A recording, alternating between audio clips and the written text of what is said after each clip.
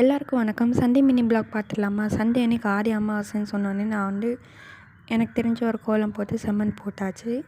கிச்சனில் போய் பார்க்கும்போது அம்மா எல்லாம் ப்ரிப்பரேஷன் வேலைலாம் பண்ணிட்டாங்க லஞ்சுக்காக.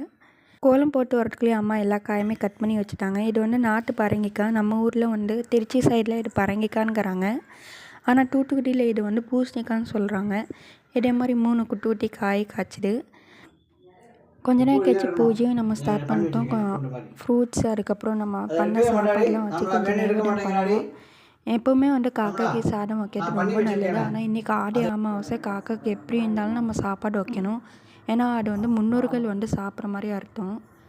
அம்மாவும் சூப்பராக லஞ்ச்லாம் பண்ணாங்க. சாப்பாடு, பச்சடி, பாயசம் எல்லாமே வச்சு சாப்பிட்டாச்சு. சாயங்காலம் போல் கொஞ்சமாக ரெஸ்ட் எடுத்து தலைவாரி பூ வைக்கிறேன். இந்த ஊரில் இந்த பூ பிச்சி பூங்கிறாங்க. ஆனால் நம்ம ஊர் பக்கம் இது ஜாதி மல்லின்பாங்க. ஸோ நாளைக்கு